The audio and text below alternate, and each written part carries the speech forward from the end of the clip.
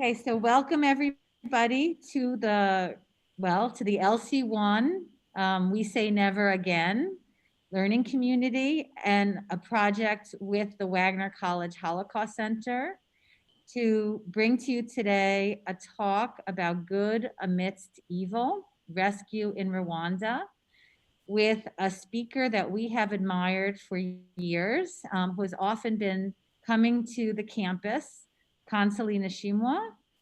And today we're going to be reading from her book, as well as discussing the idea of being a bystander, being a perpetrator, being a resistor and rescuer, and her tremendous courage in at the young age of 14 and 15 during the 100 days when the Rwandan perpetrators were attacking the Tutsi and moderate Hutus in Rwanda. And we're also going to be pondering why the world watched and did not intervene, despite high-level discussions at the United Nations. Nothing was done to actually prevent the genocide. And we're also going to be asking why, in genocide, neighbors turn against neighbors who had coexisted peacefully before. It happened during the Armenian genocide, during World War II. It's happened recently in Darfur and other genocides, Myanmar, and we want to know together what kind of answers. And we really admire the way Consolee has thought through and written, had the courage to write about her own experiences. And I just, before I start the formal part of the program, I wanted to read a letter written by one of our students from last year to Consolee, the student Aubrey May Rubel. She wrote, "Consolee, thank you for sharing your story with us. It was one of the most powerful talks I've ever been to. Your overwhelming kindness and tragic story will forever be locked in my mind. Your seemingly endless capacity for hope and forgiveness is something I look up to and will strive to achieve every day. Again, thank you so much. Aubrey May Rubel. P.S. I would love to go on a trip to Rwanda with you." So this is, having you speak to our students has always been a highlight of the semester, and we're really looking forward to hearing from you. I just wanted to start with a few images of the different times that you've come and spoken at Wagner College. From some of the early years when even the Holocaust survivors came to listen to your talk. This is Gabby Held and his wife and a whole class of students from New Ventures High School. And then last year for the 25th anniversary with students from Port Richmond High School and other classes at Wagner College, as well as RLC, organized with the CASE, with the Center for Leadership and Civic Engagement on the campus, with the help of Arlette Zepeda. And again, just to remind ourselves that, this was these were acts of violence that were called acts of genocide, and yet the world watched and didn't intervene. And despite, knowing that there's a long history of European responsibility for separation of the Hutu and the Tutsi during the Belgian period, and different political events that you may want to talk about, the early warning signs of the Hutu commandments of hate against the Tutsi. Again, the world had a chance to do something and did not, and we're anxious to learn from these different lessons. So we'll start by looking at your video, and then we're going to do some readings from the book. I'm just going to reshare the screen. And we're going to watch your video. Let me know if you can hear it as it. I wanted to fly. It was based on my personal story of how I survived the genocide in 1994 at the young age of 14 years old, and describing what you went through. as Tutsis in the country during the 1984, and also to show my background of how I grew up and who I am and what it is to be after the genocide, how I was able to overcome what I went through and be able to be a voice for those who cannot speak for themselves. 100 wars waged on through all of these cries. Said dark was a night. It was not very easy, as you can imagine, for me to see the horrors of genocide at age. It was very traumatic. I went through a lot, like many other Tutsis in the country. I lost so many people in my family. My father and my three brothers, and also like so many young girls and women. I was raped, and as a result, living with HIV. So it's very hard for so many survivors. That's one of the main reasons I speak. So having the courage to talk about it is not very easy. So I want to be able to encourage them to talk about that experience. And it was, for me, it was therapeutic for me to talk about it because it allowed me to start a journey of healing. So I want everybody else to have that as well. It's my honor to introduce to you the inspiring Consolee Nishimwe. We need to be grateful to be alive. Let us all treasure each moment we spend here on earth and find peace and happiness in that all we do. I've received a lot of great feedbacks from all people from different places, even including Rwandans who live in the country and those who live in diaspora. So it was so great to hear what they thought, especially as a young person and who talks about the difficulties of being a survivor. And the stories are not very easy to talk about. And most of them have been inspired to tell their own stories as well. Our stories need to be heard, and I want to be able to use my voice. Only positive thoughts that brings me happiness transcends throughout my inner self and is the best thing for my well-being. I wish you all happiness. My message to the Rwandans in particular is to never give up. No matter despite all we went through, for those of us who are alive, we should keep the memories of those we've lost during the 1984 genocide against the Tutsi, and also to keep being a light to those around us, the new generation, and teach them to love one another. To the world, we should spread love no matter where we go, making sure that we are thinking one another with love, because what's happening in the world is a lack of love within our hearts. So we have to make sure that we think of each other in a positive way. Dark night till I learned to sing. So dark was the night till we learned to sing. So dark was the night till I could sing.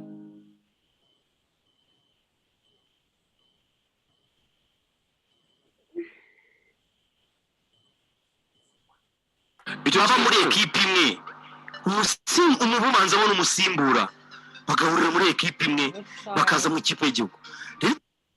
Okay, out of there.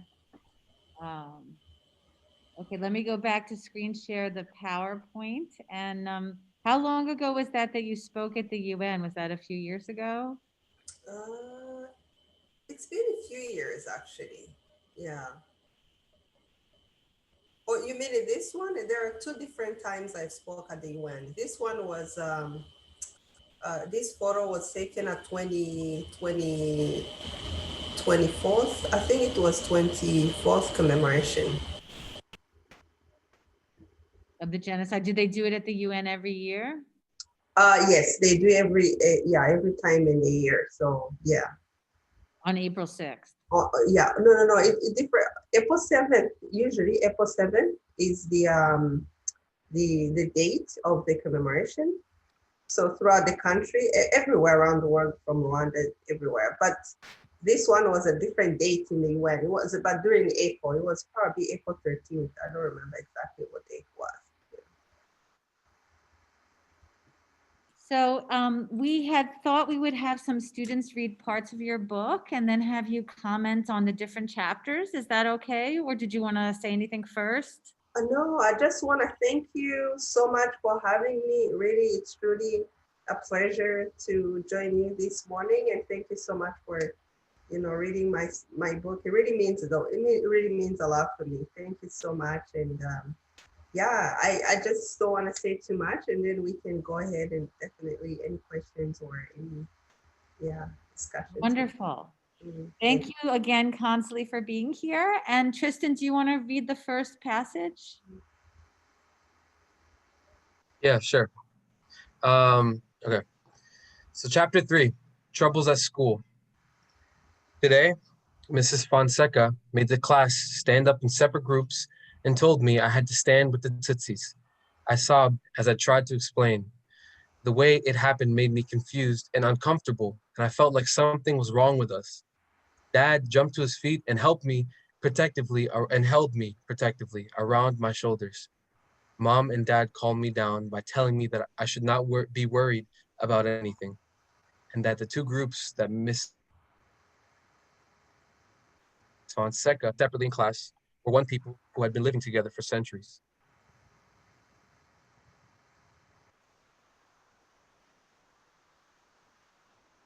Andre? Okay, so I'll read right here. All right. When did the Rwanda genocide begin, in your opinion? Did it begin with the hate speech on the radio, and that what happened to you as a young student? So you would like me to respond to the question? Sure. Oh, okay, that's good. Yeah. Thank you very much for reading that part of where it just reminded me when we were in school, being young and being asked to stand up in the classroom. So as Tutsis, every survivor, every Tutsi at that time really remember that time. So it was, even though we were young, it was very traumatic. But at the same time, we were still kids, so I moved on and just like any other kid. So with the question you asked about whether the genocide, when the genocide began, in my opinion, whether it was with hate speech on the radio or it happened, for me, I think it started with the radio speech because the propaganda of the hatred against the Tutsi started early on. The genocide didn't just happen just like that in 1994. I'm sure you have read also that there were other genocides happening in 1959, because we had so many Tutsis who were in exile, living in many neighboring countries. So actually, the hate radio RTLM was connected to hard drives. Oh, is anybody? Oh, sorry. The hate radio was RTLM was actually one of the main places where the propaganda of hatred against the Tutsi was spread out throughout the country, and then inciting that hatred for so long, and that's the reason why the genocide was well done was well planned in Rwanda. Because if it was probably not that hate radio, I don't think a lot of people would have, especially Hutus, would not have participated, a lot of them, in the genocide. It was used as a way of making sure that a lot of Hutus will believe that Tutsis are a threat in the country, and it was used, as a platform to incite the hatred. So I don't know if I responded well to your question, but that's how actually, to me, I believe that the genocide began. It wasn't April 6th only. It just happened even early before the 1994. Yeah. Thank you, Consolee. I don't know if you would love to add anything, Lori, about what you would love, and it would be okay. Just that I would agree with you that that when we consider, how the genocide happens and how, when we wish that the world had been paying more attention, the hate speech and also the accumulation of the weapons, that the UN and the US were aware that the Hutu were accumulating an arsenal of weapons that didn't make sense why they needed it. So those would be the two things that I wish they had been paying more attention to. And yeah, and then also, of course, the arrival of the UN troops, I guess, and the missed opportunities with the troops from the UN actually being on the ground, Right. but not having a mandate to help the civilian population. Yes, but yeah. I can also add one more. I'm sure many of you will be able to read that. I will find some articles about it.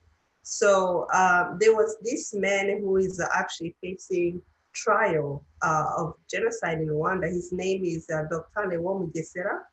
I'm sure you've heard about that name before. He actually used to do a lot of speeches, campaign speeches throughout the country, allowing, telling Hutus that Tutsis are a threat. They must be taken to a shortcut through the river and go back to where they came from in Ethiopia. Actually, they used to say Tutsis came from Ethiopia. So, and that speech, one of the speech he made actually, which became a very famous speech. So, and after he did that, he left Rwanda before 1994. He did in 1992, and then he left the country around that time. And after, he spread all these hate speech throughout the country among the leaders of at the time, spreading the hatred throughout the country.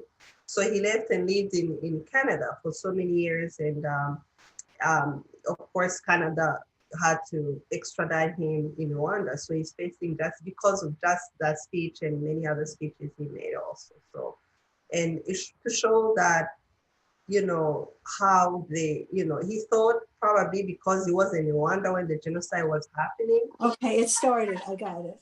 So I don't think I want to use the other one anymore because when I send messages, thank you. Somebody needs to mute. Wait, maybe I can do that. Wait. Make sure everybody's on mute. Oops, everyone is on mute, so I don't know what that was. I think it was just new people. Okay. There's new people joining and they've got their microphones on. Okay, yeah, when you join, you should definitely mute yourselves. Also, I just wanted to tell the students and anybody who's watching that if you want to pin Consolee, there's like 3 little dots in the upper corner of her box, and you can pin her so that even when the screen is being shared, you can see Consolee. Can you still see my screen, or do I have to share it again? Yeah, can you share it? Okay. Okay, I think Tristan, the next question is yours.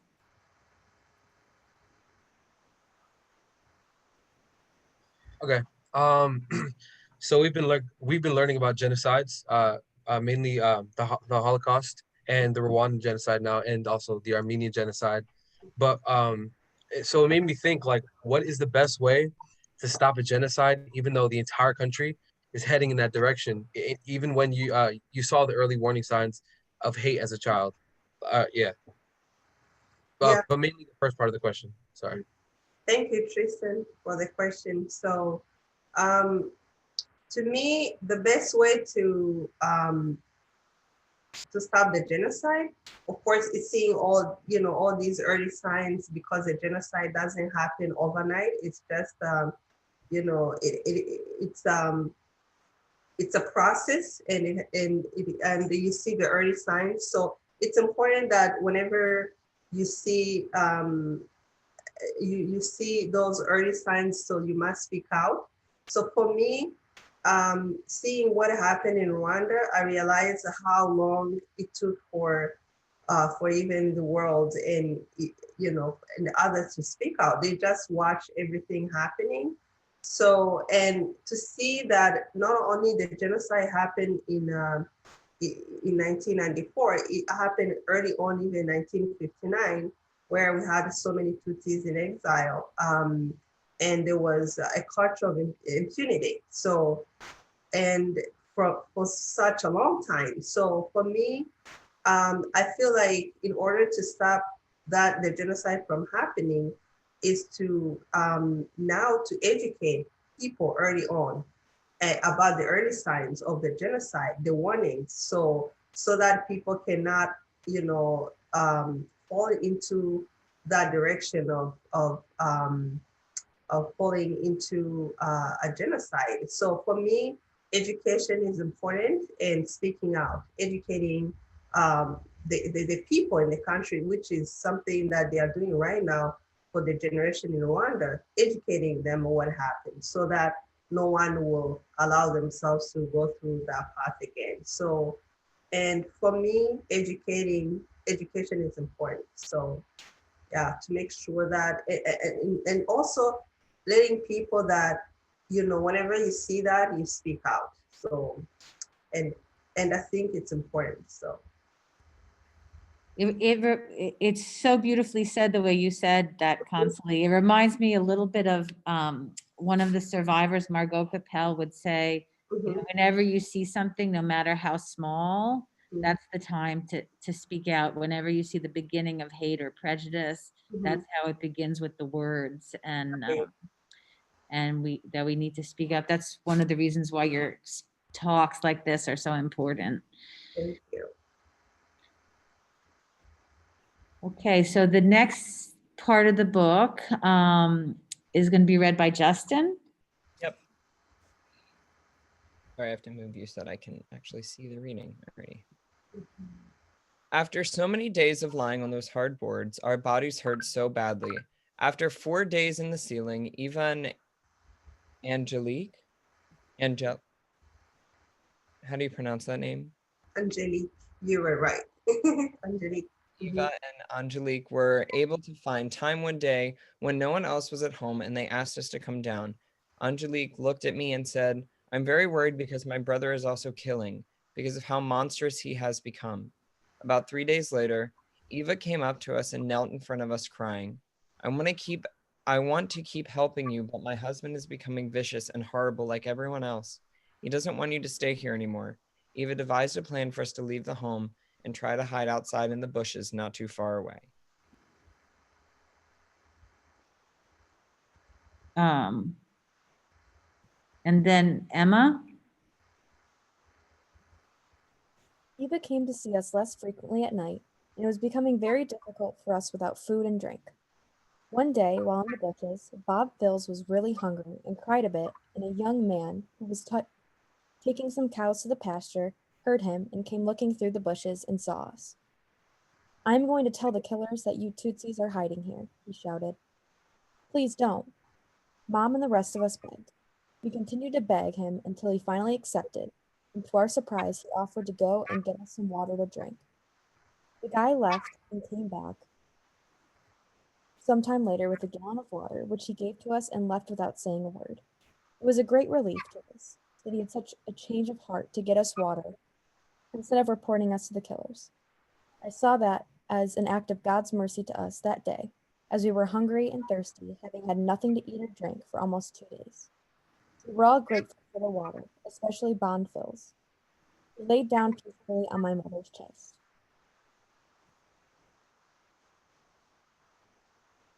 You know what? Why don't we just ask you to comment on those two sections of the book? They're both from chapter 7. About, I think this is in April of 1994, towards the beginning of when you were hiding, still with your brothers. Oh, wow. as I was hearing, everyone reading these two parts, and I remembered like those times, how hard it was, and Bonfils was my younger brother at that time, how hard it was, for him, especially that he was a very little baby and who needed to be home. And then it was very tough. And I just, had all these, memories coming back in my mind, thinking even my mom, how hard it was for her to see, what we were going through. And then I remember this young man who, it just came through my mind looking at this young man who actually was about to report, telling people to come and kill us, but then he changed his mind and gave us some water. And I never forget about, these moments. So, and how, even though we were hiding it, but, all these different things happening, yeah, I remember all these times. And it's, and it's, and I'm, I'm glad I'm just, I don't usually read the book many, I've done it a few times myself, but it's been a while that I've actually went into kind of like this. So, and the memories are kind of coming back vivid in my mind. So, and yeah. Thank And you. can you tell us anything about Eva and Angelique? About, I think in the book you say Eva is like the first Hutu who was really kind. But at the same, and she could only hide you for a few days. Can you just, do you have any thoughts about why someone like Eva and Angelique were able to be different from other people, other Hutu? Yeah, as you can see that Eva and the, and Angelique were completely doing different things. The husband, Eva's husband, were, even their Angelique brother, who is Eva's, son, they doing something completely different. Those people in the same household, but they are completely different. So, and for me, it really moved me, to see how they never allow themselves to be the same way as their other two, husband and a son. And and I think because in Rwanda we're all neighbors and we knew each other very well. Angelique was, actually used to be my dad's, my dad's, my dad used to teach him, my dad's students many years, even before, before the genocide. So before that happened. So, and I think, I think for them, because of how they used to know us before, somehow their hearts were compassionate. They never allowed themselves to be, to allow themselves to go that path. I'm truly, even though it was very hard for them, I'm truly grateful that they never went through that path. Actually, Eva and Angelique are now, they went in exile in Congo. So, and then they returned back in Rwanda. My mom told me that they actually came to visit her. So, and now they live in Rwanda, except the husband and the son are not, they never came back. So, and actually Angelique sent me a message, wrote to me about a year ago. So she wrote to me and then say, I'm back, I'm here and all that. So, and I really thank her what they did. So, yeah, I probably never mentioned that we are in touch. So yeah. And was Angelique's brother also one of your dad's students, do you think, or went to the same school, or was he older? He was older. Don't remember exactly whether my dad taught him in school, but he went to the same school my dad taught. So I can't recall very well whether my dad taught him, but he was going to the same school. Yeah, just interesting, brother and sister having such different attitudes. Yeah, there was actually one of the youngest, one of the probably I forgot to mention in the book. One of the youngest brothers was my classmate actually in elementary school. So yeah. Mhm. Okay, let's okay, Ari, you had a question. Having lived through the Rwandan genocide, at what point did you realize what was happening? Where were you during the April 6th plane crash? And did you realize that that was a turning point? How did it change your outlook as a person? Oh, thank you, Ari, for the question. So you asked the question where I was, when I realized what was happening, where I was when the plane crashed. I think I was with my parents at that time, so we were not. We left home already, so but we were not thinking. Of course, we were worried, like everybody throughout the country at that time. So I mentioned in the book when my parents sent me to buy breads, and then I saw, for the first time, one of the center in my area. So seeing soldiers and how afraid I was, and then returned back home running and afraid, with the bread. So actually, we're not home. We left our home already because we were in a Muslim community at that time with other people in a home with the family actually now who were Tutsis at that time. So they actually now the husband was murdered, so the wife now survived. So it was really terrifying, but I never thought it was going to be a genocide. Of course, at my age at that time, even though I was realizing it was scary to hear, but I never thought it was going to be really to that level of genocide. Of course, it was very terrifying. So even atmosphere in the country was completely different at that time, even before the plane crash. So there were so many, horrible things happening in the country. So, and that's how, at that time, in my age at that time, that's how I looked at it. So of course, my parents were looking at it differently because they were older than me. So yeah, I hope maybe one day you will be able to hear my mom. So hopefully I can, she as an adult at that time, she can say her own perspective and what she saw, because we always talk about it amongst each other. And she would tell me that one time she told me, she said,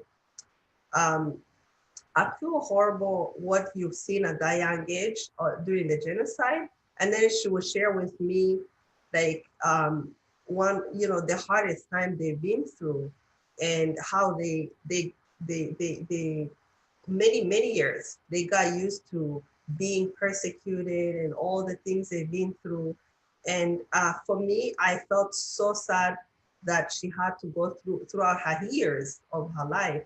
She had to go through all those, horrible things. And then now the genocide, which took everybody in our family. So, and it's good that you hear many different generations in Rwanda, how they talk about the genocide.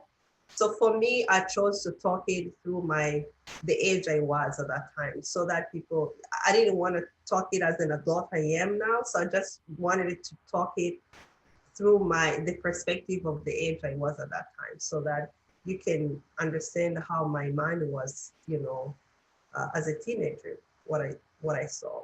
So. It was a good choice. It makes your book very accessible. Yeah, and, thank you. But also it would be so interesting to have your mother on one of these, especially now with the Zoom calls. That would be so interesting to hear her response to hearing your book read out loud. We should definitely do that sometime. Actually, she appreciated me every time I asked her how she felt, for me writing the story.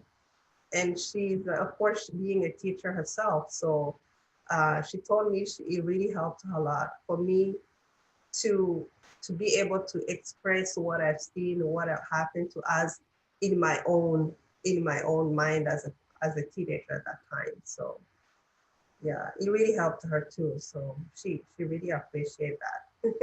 Thank you, Consolee. Thank you. Joshua, do you want to read the next question? Yes. So, my question was, how do we understand the motives of the perpetrators and of the killings, so as to prevent this from happening again? I just wanted to know what you thought about the human motivations that caused this terrible event and this terrible genocide, and how do we recognize those, and how do we, I guess, reconcile with them and figure those out, so we can recognize the signs so it doesn't happen again. Oh, thank you, Joshua, for the question. So, you know, like I mentioned earlier, the genocide is propaganda, and you know that happens. So inciting the hatred.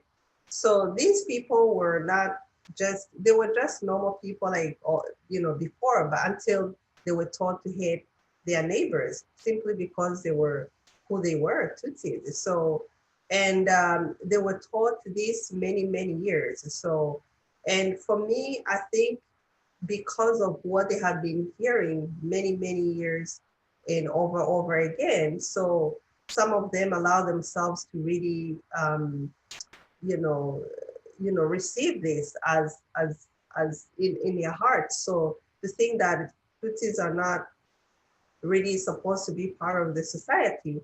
And as I probably I don't know, probably you've read that they started dehumanizing us, you know, calling us cockroaches and snakes.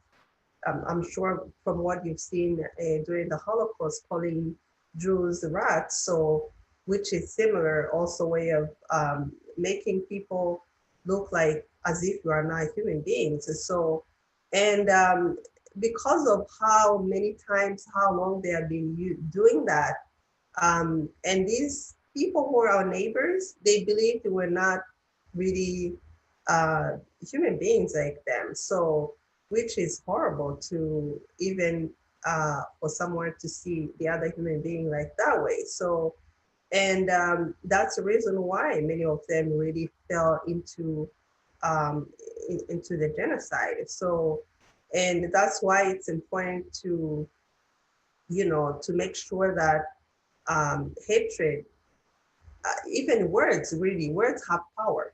So using the language, that's where everything starts. It starts from how you talk the other human beings. So, and I think that's the reason why the genocide was able to be executed. So, and I think it's important to make sure the word, how you, the words you use to other human beings. So dehumanization and this kind of languages. So for me, I think if that kind of language is not used, I think there will be no genocide. So if you look at the other human being like you are, so, and just look at them like they are the same way as you are. So, and I think it's really, that's why it's important to learn from the history. So to see, because it can repeat itself. It happened during the Holocaust, Armenian genocide, and then Rwanda. So you have seen now happening in Myanmar, so recently.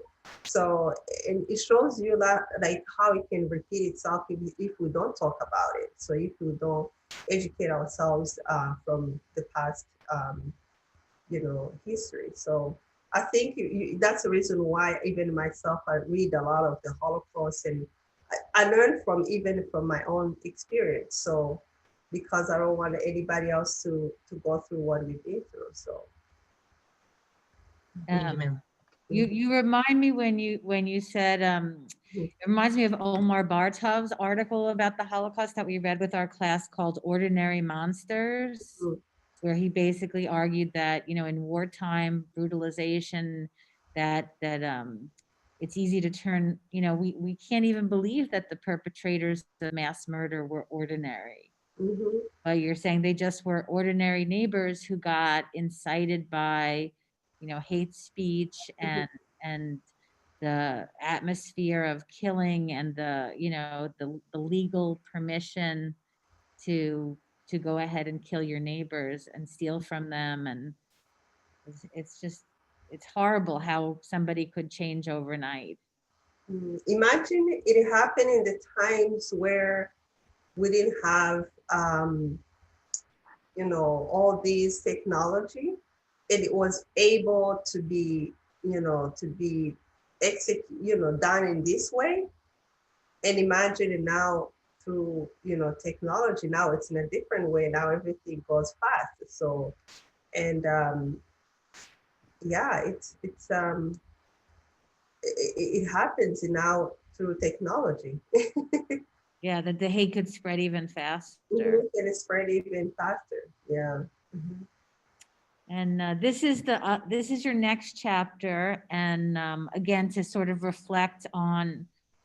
Maybe we'll ask you about the title of the chapter as we discuss the quote. Maddie, do you want to read the quote? Chapter 8, Changes in Once Friendly Hearts. After walking for a while, the rain started to fall. We struggled through the dark, falling down many times due to the slippery mud. After several hours, we came upon another home whose occupants were Mom's casual friends and whose kids were her students at school. When we got there, she knocked on the door and Jezebel, the woman of the house, asked who it was. "It's me, Mary Jean," Mom replied. "Go away, I can't allow Tootsies in my house," she retorted. "Please let the kids come out of the rain, and when it stops we will leave," Mom pleaded. Jezebel kept insisting that we go away until one of her kids said to her, "Please, Mama, can't you let our teacher come in from the rain with her kids?" and added, "We love our teacher, Mommy. We don't want her to get hurt. It's only because I love my kids so much, and I gave in to them. I wouldn't do this normally because I have hated you Tootsies so much my whole life.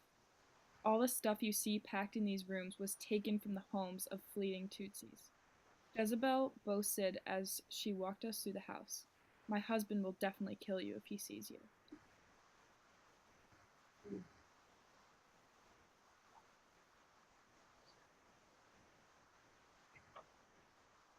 So I've always admired this passage, Consolee, because it comes as you talk about your mother being a pillar of strength.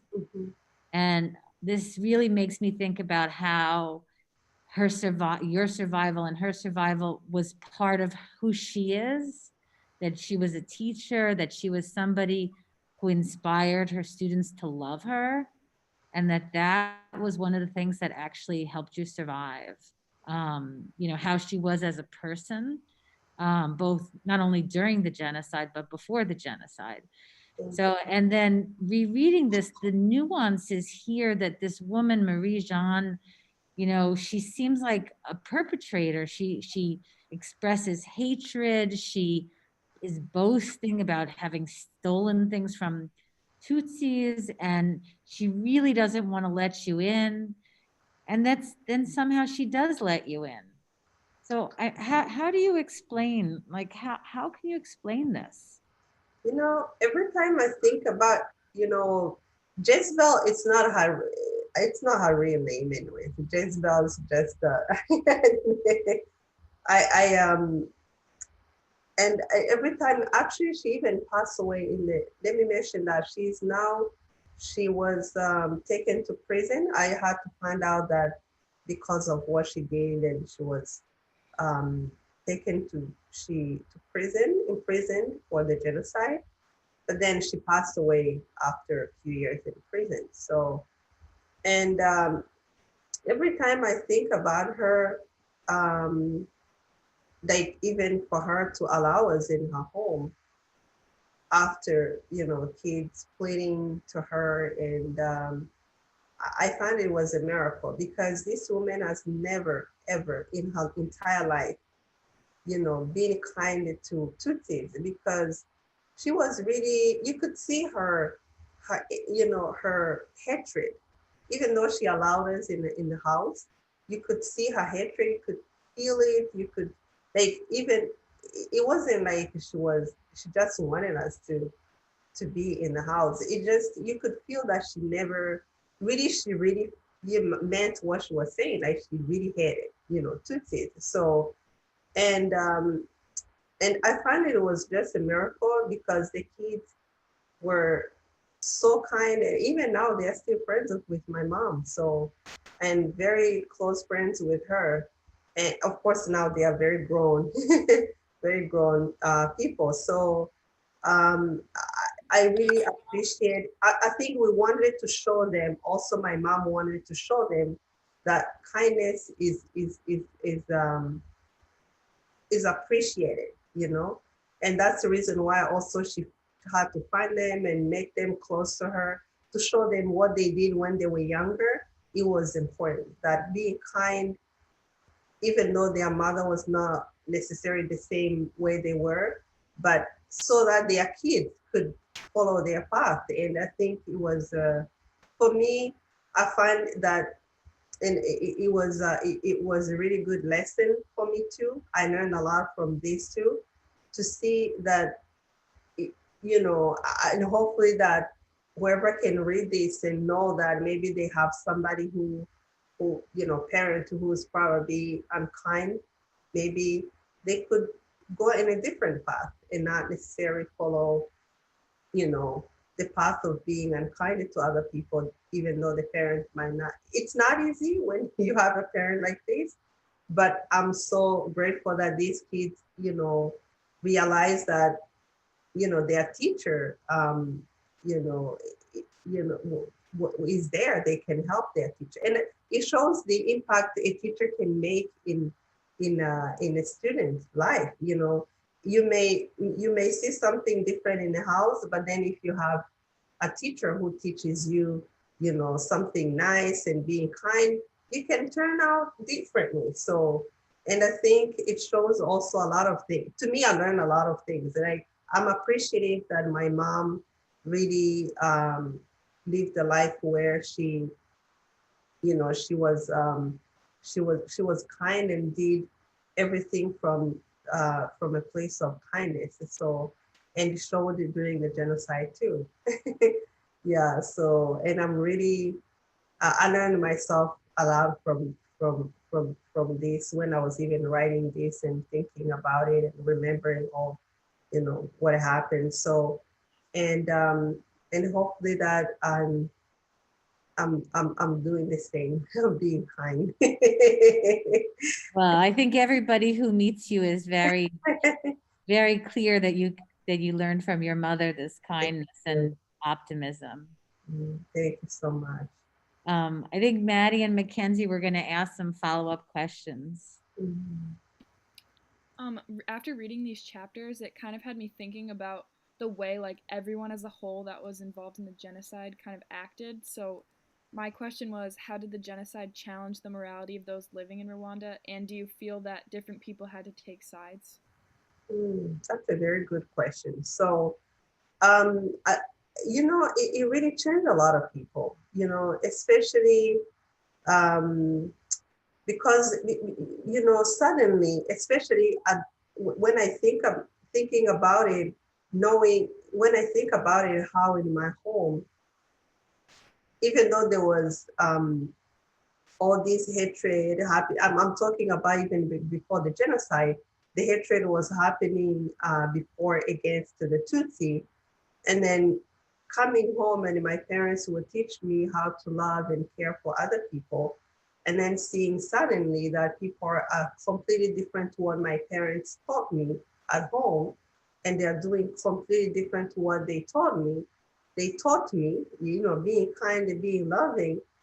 And after the genocide, of course, you can see after the genocide, seeing it really changed a lot of people because because the hatred was so bad, it was to a huge level. To see somebody suddenly who was your neighbor, you shared meals, and killing your family and destroying everything you had and doing horrible things. It's hard for people to to take in. So even the people who never participated in the genocide, it was hard for them, especially those who were kind not to want to be part of it.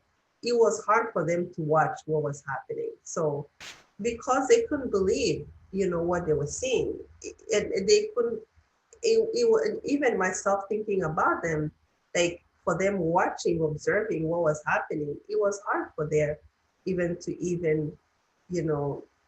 how a human being can turn out to be like that. So, and I think it really pained, a lot of people, and it will, and it's hard. It has changed a lot of people. Of course, it's taking many years to be able to make people, heal. Of course, the younger generation like you are completely, we always have a conversation how younger generation are different. They really, really love each other without even caring about, race, Tutsis and being a Tutsi or Hutu, even though in Rwanda we don't have those ID cards anymore, being a Tutsi and Hutu. So you could see the new generation is going to be different. So, and of course, the older people, older generation are really, really hurt. They're still really hurt. And for the survivors who are suffering a lot from the trauma, and even those on the other side who never, committed the genocide, of course, but they are also, feeling they feel sad, they feel painful for what has happened. So, and for those who committed the genocide, of course, they will live with that also for the rest of their lives, especially those who are in prison, and those who, even those who were released and living outside, because there are some of them who are released from prison because they accepted what they have done during the genocide. So even those people too are going to live like, thinking they'll never, they will live with that for the rest of their lives too. So it's different, of course, Rwanda is changing a lot. We are still healing. It's gonna take some time. So yeah. Thank you. Mhm. Mackenzie? Hi, I'm Mackenzie. My question, hi. My question was about your religious faith during this time. Throughout your book, you recalled and recognized a few specific moments as acts of God, and I was wondering, did your experience with genocide waver your faith at all, or was it a grounding constant throughout? Thank you for that question. So, I'm so grateful that my faith has, of course, it was tested, seeing what people were doing to us during the genocide. But at the same time, I'm pretty grateful that I had a parent, my mom, who constantly reminded me to never, leave my faith and just, rely on God and just, and I'm pretty grateful that, and, she was part of it. So, and helped me through that journey. So for me, because of her, I think that's the reason why I was able to keep my faith, and also, and it has helped me even now in my life. So, of course, during the genocide, you had moments you feel like, why is this happening? God, why you allowed such thing from happening to us? So, and you have those moments you think in your mind, but at the same time, I had this mom around me who kept reminding me that I should never, I should keep my faith. And I don't know how, if she wasn't around, maybe she would have been murdered or separate, like, I don't know, if she wasn't maybe here with me, I don't know how my faith would have been so far. I don't know. I always ask myself that question: how, what kind of person would have, I would have turned if she wasn't around. I don't know. So I always ask myself that question. I don't know how, what, because she really played a big role in in the way I look at life, in the way I approach my pain, and yeah, so, and how, and I think I really treasure having her in my life. So yeah, because many survivors don't have that. So at least I have her. So Beautifully said. Mhm. Paul?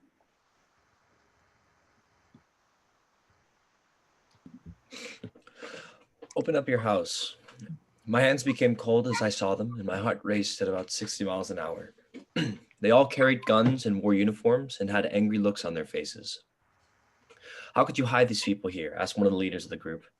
Don't touch these people, please. They have suffered enough. Nziki bravely replied. They ignored him.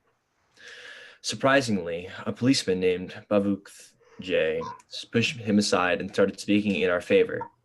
Let me tell you, this woman used to be my classmate. She is a good person and was pardoned by some of our colleagues a few days ago. Most of her family has already been killed, and she's only left with her little girl. Please let us not kill her. Please, just let them alone, please. Mom and I sat there like statues, surprised but relieved, and silently thanking God for coming to our defense once again. Leah? That evening, Nziki sat down in the house, talking with some friends, still grieving. What had happened to those Tutsis and his friend Habayo? We were sitting inside. Where is Jean? Patrice shouted. Nziki thought did not respond, and Patrice became agitated. She should be killed. I don't understand why she wasn't killed yesterday. We then heard Nziki raise his voice and say in an agitated tone, Patrice, you're not going to do anything to her and her daughter. Frightened, Nziki came into the house and told us that Patrice was armed with a machete, but was not alone, and that he himself had taken up a machete to stand up against him. I was really angry and was about to lose my cool with him.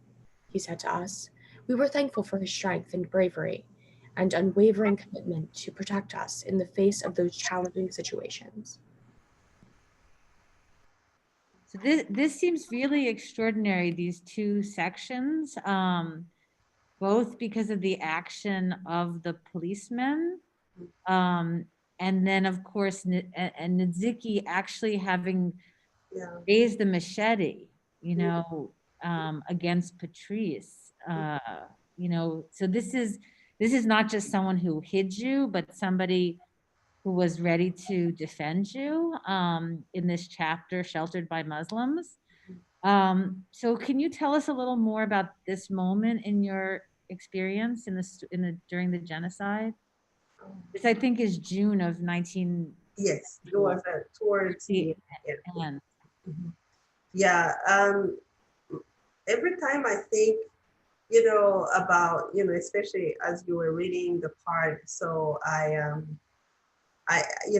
remembered those moments. So, and everything kind, you know, flashed through my mind. So, and I'm truly grateful for Ndekezi, who was truly kind, and we were not the only people that he hid. Actually, I found out he never, you know, he hid it during the genocide. So he managed actually to hide other people before us. So, and he was truly kind and really wanted to protect us, really. Like never, he didn't even think that, you know, his safety, you know, like how what they could do to him. So, and even his people at the Muslim community in Hawaii was murdered with the people he hid at that time. So, and as I think about how he stood up for us and then, you know, faced Patrice, who was very, you know, Patrice actually murdered a lot of people. So, and he was horrible during the genocide. So, and we were worried Patrice will kill us actually. And thankfully, you know, Ndekezi was able to really stand up and say, I'm not gonna allow you to touch these people. So Babugirije, the policeman, actually, he is actually a friend of my mom. He visits my mom sometimes. So, and it was a miracle for him to even like say, I don't want you to kill this woman, and talk out. And even my mom asked him, how did you think about doing that? So he said, I just felt like I needed to do it. And whatever came through my mind, I just say it. So, and he was my mom's, of course, classmate. But and the way my mom was not expecting him to do that, because a lot of people we have seen, even where we were hiding and what the horrible things, how people have changed. It was a miracle to see somebody, especially a policeman, becoming the way he became, and he became kind, and it was something surprising to us. But it showed you that it could be somebody from anywhere, it could be not only civilians. There are some people who are not civilians who hit people, even though they were not allowed to do that. So, and I'm truly grateful for Girije, and we always thank him what he did. We appreciated him what he did. So, and even and during the genocide, sometimes the people you thought they were going to be kind, they were not kind. And the people you never thought probably they would never think too much about you or even do anything for you, they did it. So it was incredible. Even now when I think about it, what happened. So, and but the people who have been so kind to us, I'm truly grateful for them. So I'm really grateful. Yeah, and did you know some of these Muslim, did you know them before the genocide? After we spoke last night, I looked it up, and it said that the Muslim population of Rwanda was about 1%, and that today it's grown. Oh, I was right, 1%. Yeah. That today it's actually grown to 12% as different Rwandans who were disappointed by the church during the genocide and the lack of safety in the churches, and some of them converted to Islam. So that was interesting. So I just was wondering if you had contact with the Muslim community before, or how you came to hide in his house.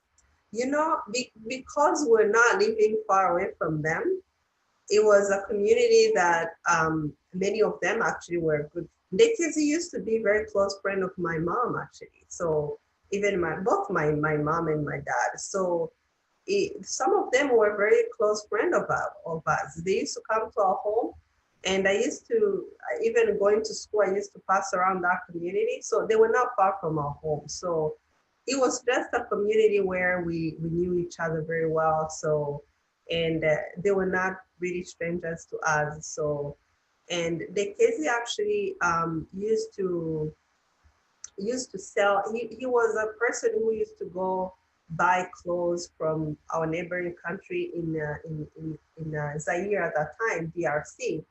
He used to buy clothes and shoes and all these things, and then sell from different people.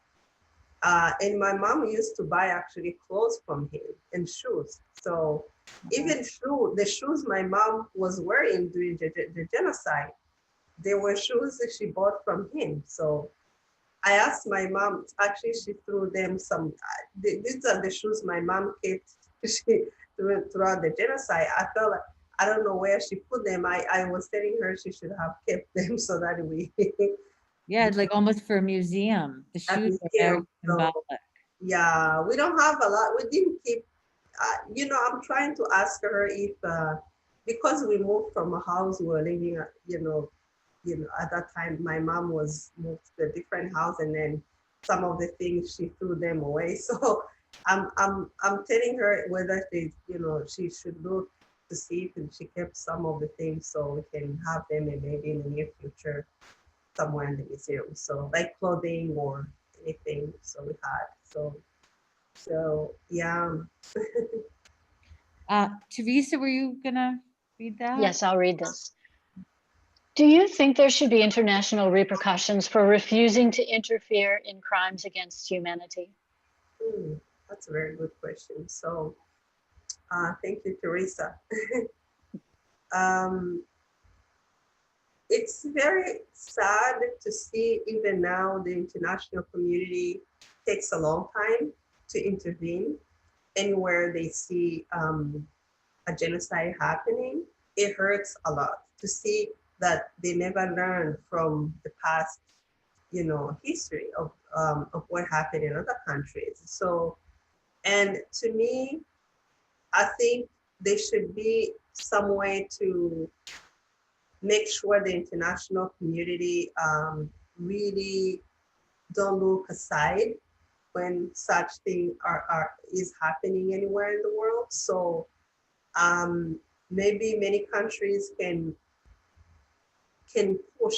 I don't know if there will be anywhere to have a law where, I don't know, a law where they can make, participate, intervene, and find a way to intervene and stop things from happening. So, and for me, crimes against humanity, it's a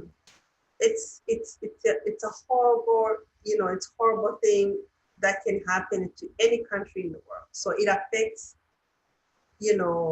not only people in those countries, and even other people, neighboring countries, and humanity in general. So to me, I think that's why I feel like the UN, that's why we have UN. UN should really be pushed. I don't know, maybe for, I always say that leaders around the world, they should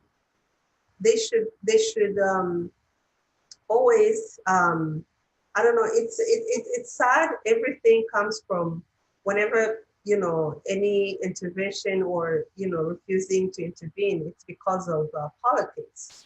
And every time everything just, it's about politics. And instead of looking people as human beings like them. So, and hopefully, maybe many countries, hopefully the new generation, as you teach about it, hopefully the new generation are going to be our new leaders for these. So hopefully they are going to change and be able to change the laws and the way, and hopefully they approach such issues. So hopefully that things will change. And I'm hoping, and because what you do, it's important. Educating every young person about what happened is important. And I think, and I'm hopeful that the new generation are going to do differently. So, because they are going to be our leaders in the near future. So. Well, can I ask you about this picture? Why was it in 2009 that there was a burial ceremony? Which is, know, even now in Rwanda, because of mass graves and many other, Tutsis were thrown in many mass graves, and many other places, some of them are not found yet. So every year, even now, I have articles I was reading recently, the remains are still found. So because perpetrators, many times they don't even tell you where they threw the bodies of your loved ones. So every year, even now, we still find the remains. So here at that time, my brothers, because we knew where, their bodies were thrown. So it took us a long time because my mom, it was hard for my mom to even do that. We had to go through that septic tank. It was not very easy. So, but of course, I'm grateful we got to a point where at least we gave them a decent burial. So their bodies now are at the memorial. So if you go in Rwanda, we'll go to the memorial. So all Tutsis who were murdered in the genocide, they actually take their remains to the memorial. So you are not taken to just regular what do you call, cemetery. So they take them to the memorial. So That's in Kigali? no, it's in our area. Okay. So we have different memorials throughout the country. So wherever your loved one is taken to a memorial where, you know, your area you live. So that's where we have them. And so hopefully we can go one day and just lay flowers there. So. Yes, I think we should go on a trip there. Yeah. Tia, did you want to ask this question?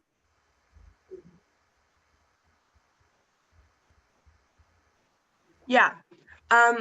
Has the country healed from the genocide? And do you think there's still hate and animosity of Hutus against Tutsis or the Tutsi-led government? That's a very good question. Thank you, Tia.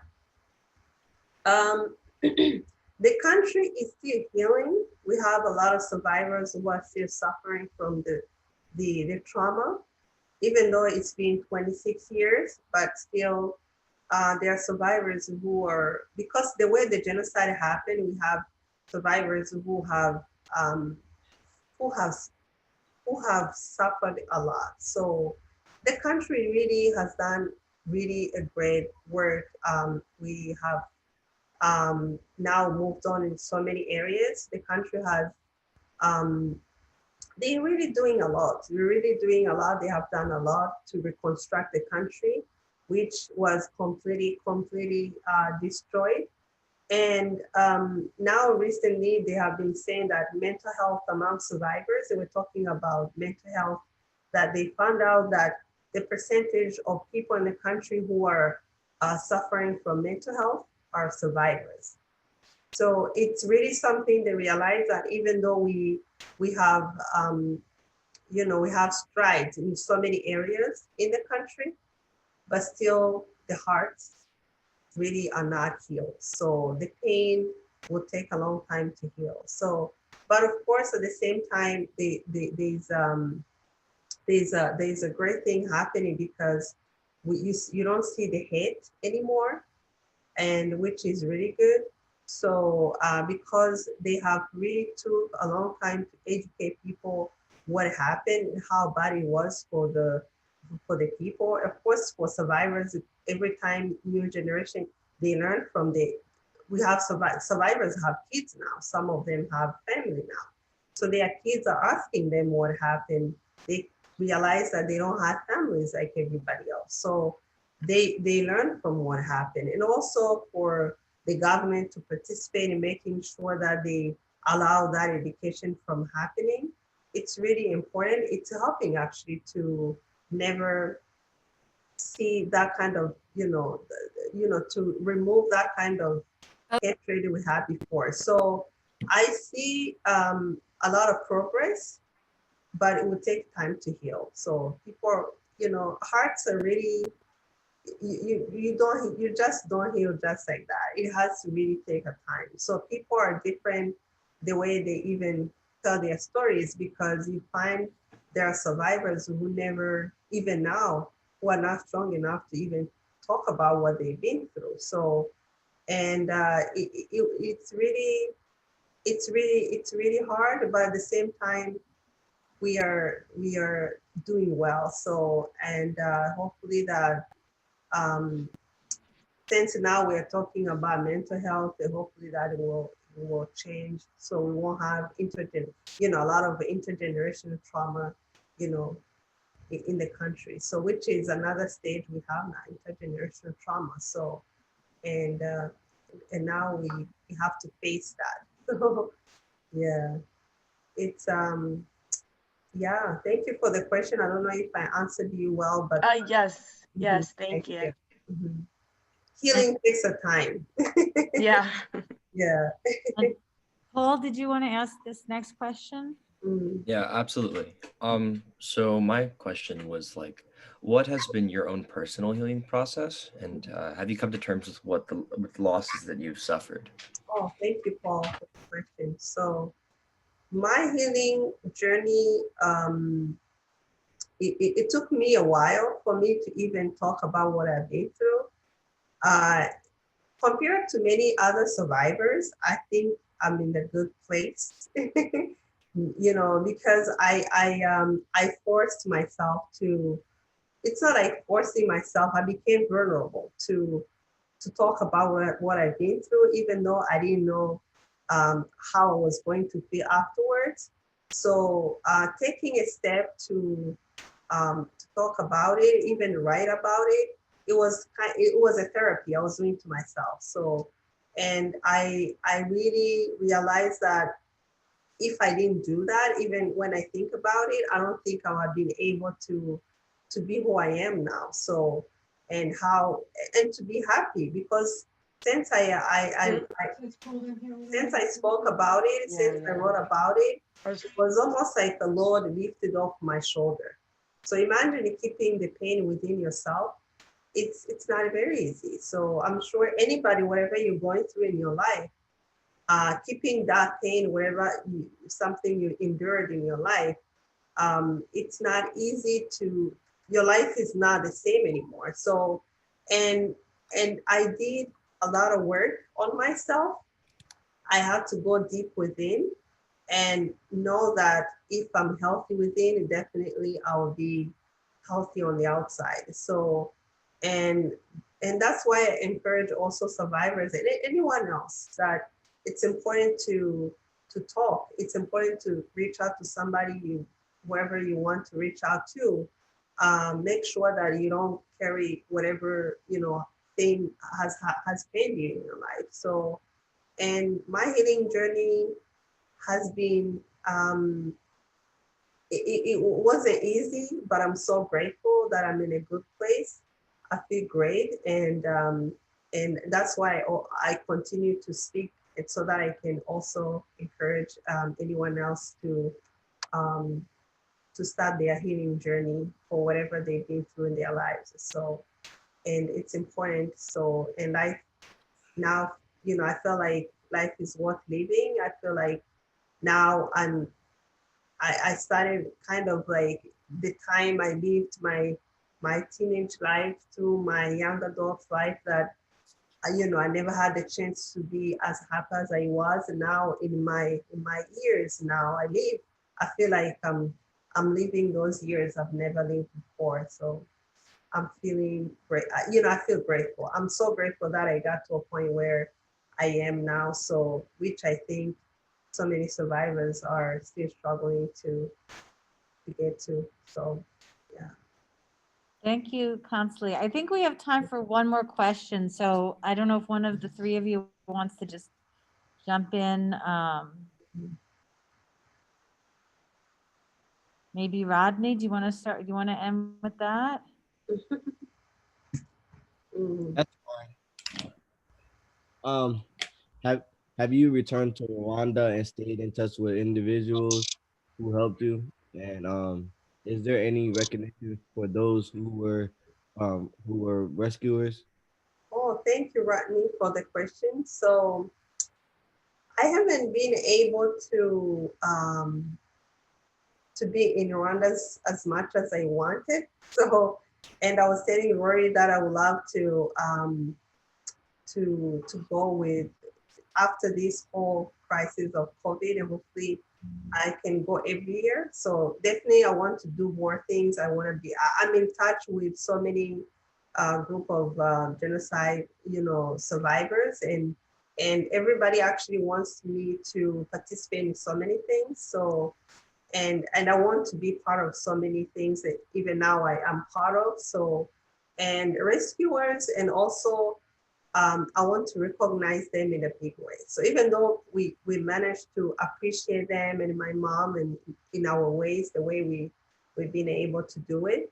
So I love to do it in a big way in the near future. So yeah, definitely.